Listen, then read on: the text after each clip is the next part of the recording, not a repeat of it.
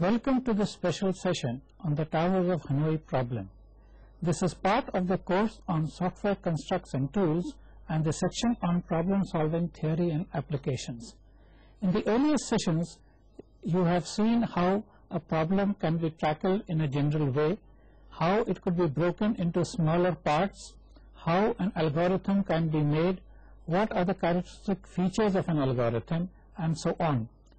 This session is a special one on the Towers of Hanoi, which is an illustration of both a recursion and an iteration process for coming to a solution. During the course of this session, we will give you the origins of the problem. We will show a model to explain what the Towers of Hanoi looks like.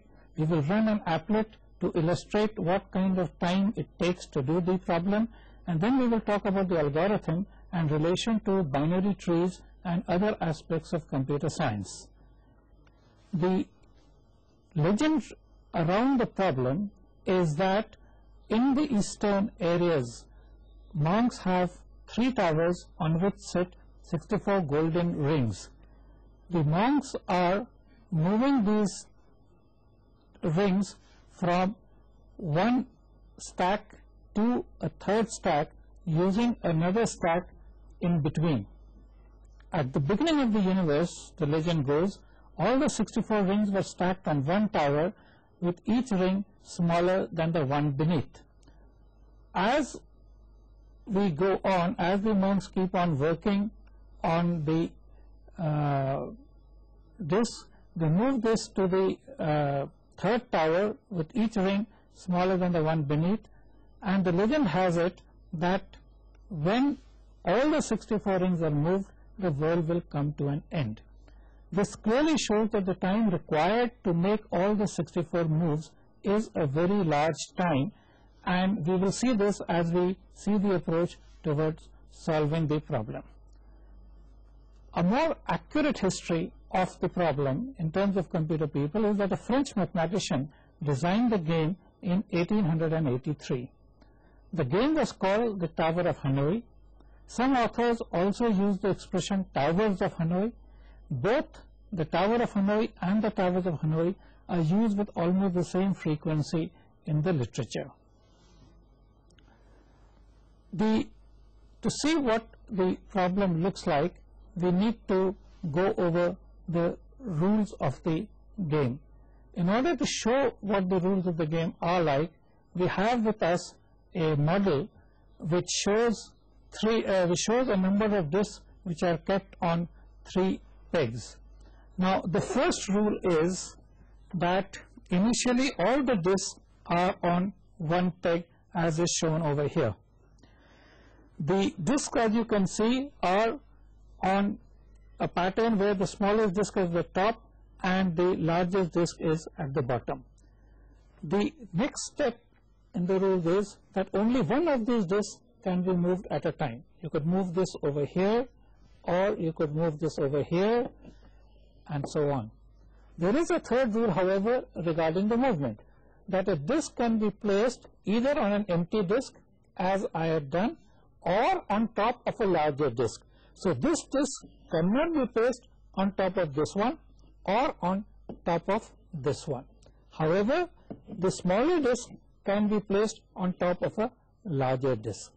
Now, given these constraints, the goal of the game is to move all the disks using the smallest number of moves.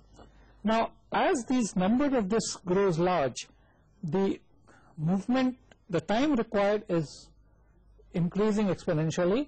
So I'll show you how the problem is solved with a smaller number of disks. Now, if we take just 3 disks and recall the rules that were there, we have to move this from this peg to this one using this as a spare pole. Obviously, the first thing we have to do is to take the one at the top. We take it to another place. Then we take this one, put it at this place. Then we put this one over here. Then we can put this large one over here. Then we put the small one over here. We put this one over here. And then we put this one over here. So it took us 7 steps to carry out the process. Now, what happens is that, as you would notice, that if the number of disks is larger and we can, for example, take more disks, then it will become more and more difficult to do the job. With 3 disks, it took 7 steps. With 4 disks, it takes a larger number of steps. With 5 disks, it takes even larger, and this does not go in proportion to the number. Now, to show how this happens, it would be very time consuming to do it on this model. We have therefore for you a simulation which is based on what is called a Java applet. As you go in this very course itself, you will learn about Java programming, and eventually you will also learn about Java applet programming. So we have here for you an applet which shows this Tower of Hanoi problem, and we begin by resetting the thing. Now, if you look at this simulation, it is exactly like the one that we had over here, but it can run much faster. You can adjust things and so on. Now, we have over here, for example, a button which adjusts the number of rings in the game. So if you click on this, you get larger and larger number of rings. You can do on the negative side and reduce the number of rings. Let us now repeat quickly the one for the 3 which I showed you, and we will have the speed a bit slow so that you can observe this, and let us look at the solution. Now, it's done exactly what I had done. Now, the important thing about this problem solution is that it took 7 steps to do it for 3 rings. We can reset it, have 4, again auto solve, and you can see that this takes now a larger number of steps. Now, actually the whole problem runs around the concept that if you can move the ring at the bottom to the bottom of the 3rd peg, then the problem is of 1 dimension less than the earlier problem. So when we are looking at the solution for a problem with 4 pegs, we can see that it is like solving 2 problems of 3 pegs. If you want to solve a problem with 5 disks, it is like 2 problems of 4 disks. When you want to solve a problem with 6 disks, it is like 2 problems of 5 disks. And accordingly, if you keep on increasing, and we'll go back to the applet and show that if you look at a larger number now, we have 5 over here, and we can again solve this, and you can see how many steps it takes. We'll make this a little faster so that these things happen, and you can see the number of steps that it took. Now we look at the next thing, that is 6, and again can run it in an auto solve mode. You can see the number of steps it takes. Now, if you were to watch these steps carefully, you will see that at each time it is being made out of repeating the same kind of a thing, but for a different number of disks. So the structure is that of a binary tree, with which you've probably heard of in some other context. So we'll now look at the summary. What is the pattern that emerged when we ran this Java applet? And when we ran the applet for 3 disks, the moves required were 7. When we ran it for 4 disks, the move required were 15. When we ran it for 5 disks, it was 31. And you can quickly see that a pattern is emerging. And the pattern is that the minimum number of steps required for n disks is 2 to the power n minus 1. For 64 disks, it therefore becomes 184, 467, 440, 737, 09551615 moves. Now this is a very large number of moves, and even if you were to make a move at 1 second per move, and you saw that when I was doing the demonstration on the model, it definitely took a larger amount of time. You take 589, 942, 417, 400 years for so many moves at 1 second per move. Even if you went at a lightning fast speed and use a microsecond for a move, 1,000th of it, you still see that you are talking of something like 600 million years before all these moves could be carried out. So this thing is the exponential rate at which the growth of the problem happens when we are looking at the number of disks that are there. Now, in order to be able to move further, if you want to construct a solution for this problem, you need to start looking at what is the recursive behavior in the problem. For this purpose, it is useful to look at how the problem got divided. As I said, that if I had a disk, 4 disks to begin with, and somehow I could put the largest disk in the third tower, then I would have a problem with 3 disks. Now, you see that what is shown in this chart is that you can have a 4-disk problem and it gets broken into 2 3-disk problem, and a 3-disk problem gets broken into 2 2-disk problem, and a 2-disk problem gets broken into 2 1-disk problem. So the number of steps required you can count by counting all the 1s in the lowest line. That makes 8.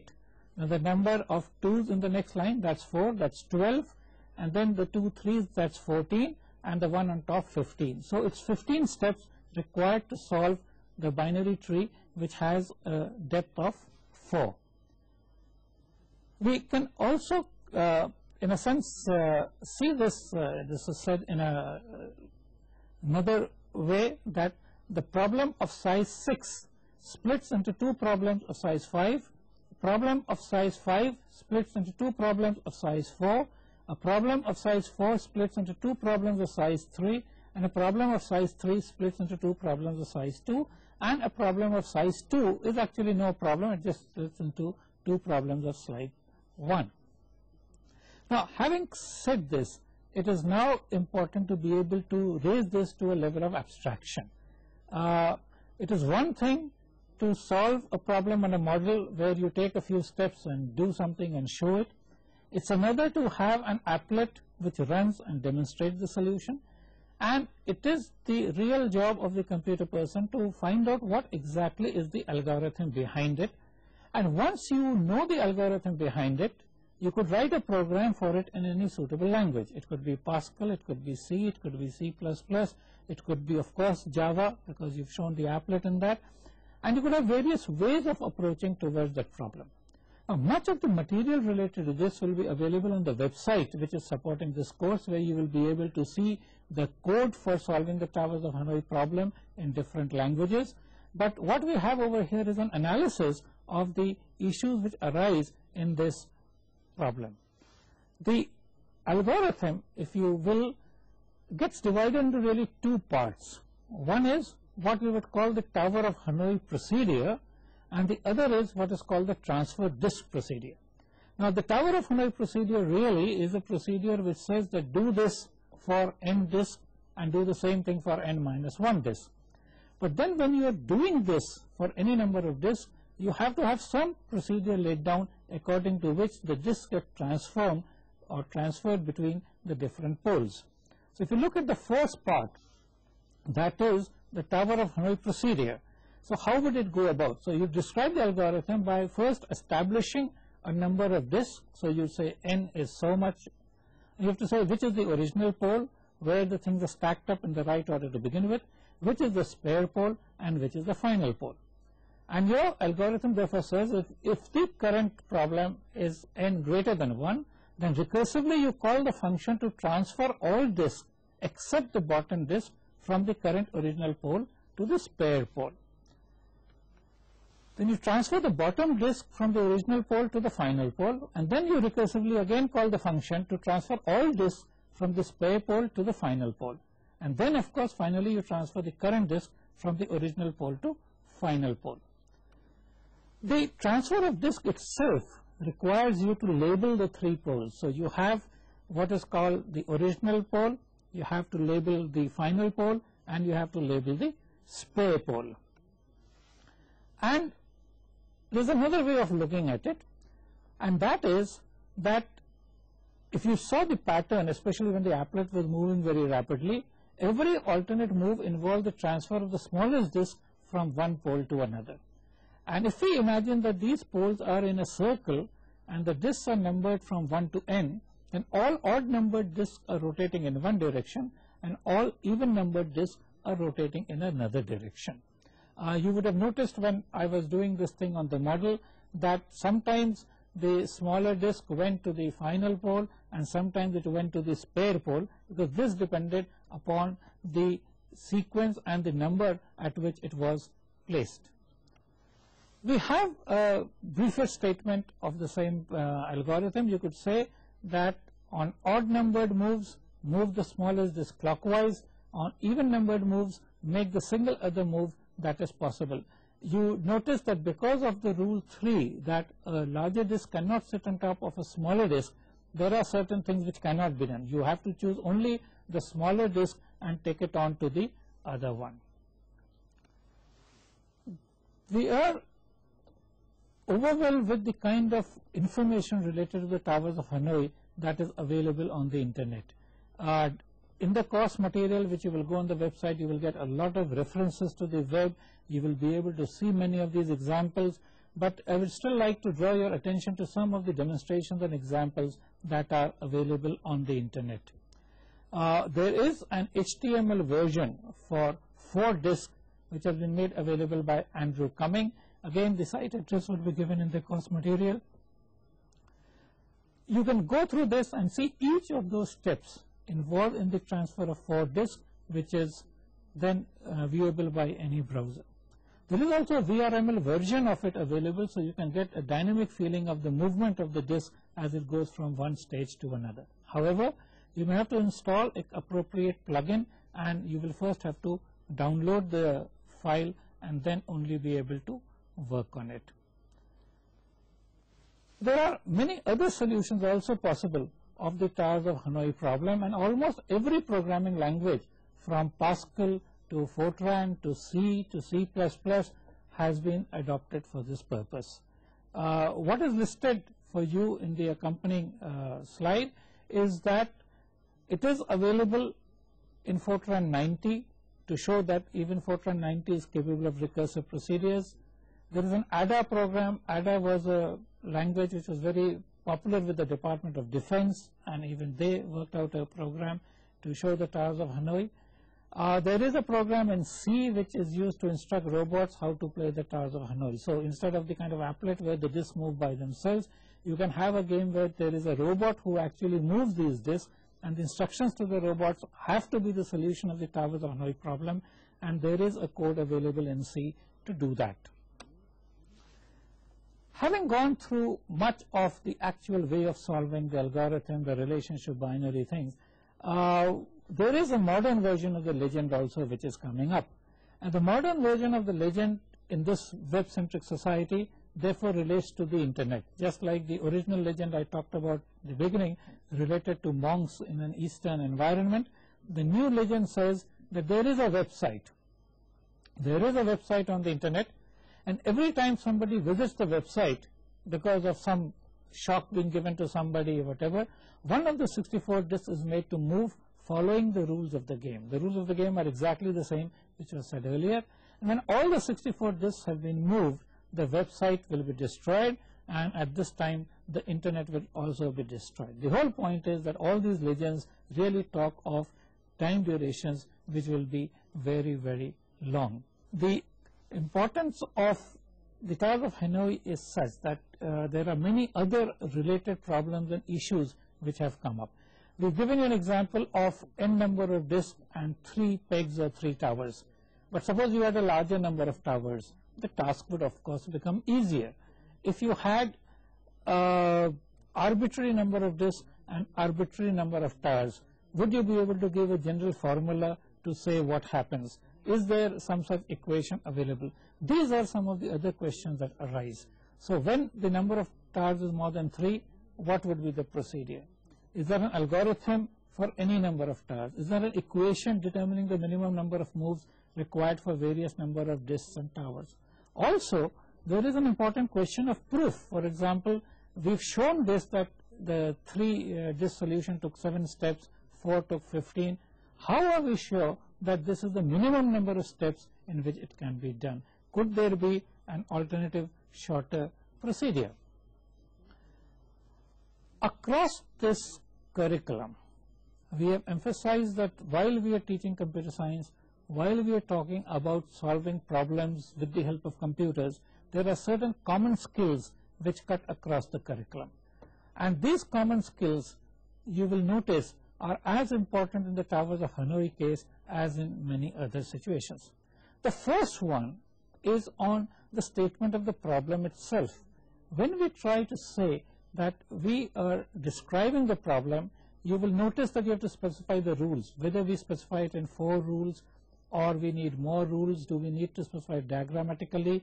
Are we clear in our statement? For example, if we had forgotten to say that a disk can be put only on top of a larger disk and not even when a stack is empty, the statement would not be very precise.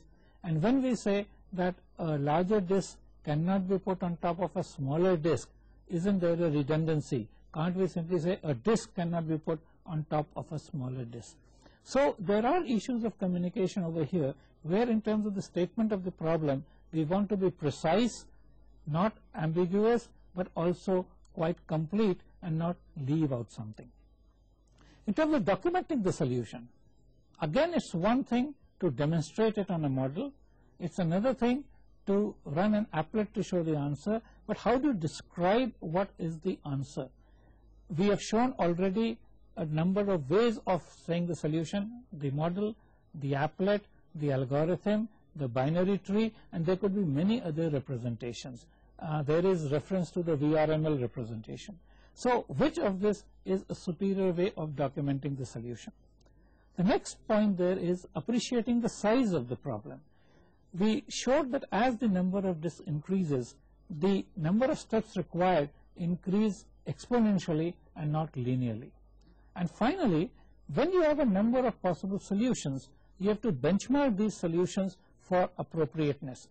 Whether the use of a programming language is important. We said you could use Pascal, C, C++, Ada, Fortran, anything. Is it the processor that you use that is important? Is it the kind of a distribution between memory and execution time which is important? And benchmarking different solutions gives us the training that is required to choose an optimum solution for an actual information technology application case. In terms of summarizing, therefore, what have we learned today? The first thing that we've learned today is, although the legend about the problem is thousands of years old and the problem itself is 100 years old, there are still aspects of the problem which are being explored. There is a paper as recent as February 1999 which talks about attempting to find a faster algorithm to solve the Towers of Hanoi problem. This is a classical example of a recursion procedure. A recursion, for example, like factorial n is n factorial n minus 1 is well understood and rather simple. But to take a problem which is put in the context of a puzzle or a real life situation and then to put into a recursion process is something which is quite illustrative and educational. Similarly, the fact that although recursion may be a simple way or a more obvious way of solving a problem, you could actually have non-recursive ways also of solving the problem. We showed that there is an iterative way of solving the problem which is not necessarily using recursion. So these are some of the lessons that we have learned. New faster algorithms are still being proposed and opportunities for solving this problem exist in almost all programming languages. So it is not only an illustration of the power of one programming language or the latest and most fashionable programming languages, but almost every programming language that the computer industry has had has been used to attempt the Towers of Hanoi problem. We hope that you will continue to explore the materials given on the website, the web references, the exercises, projects and assignments associated with this, and find that the whole experience about Towers of Hanoi has been quite exciting and interesting. Thank you.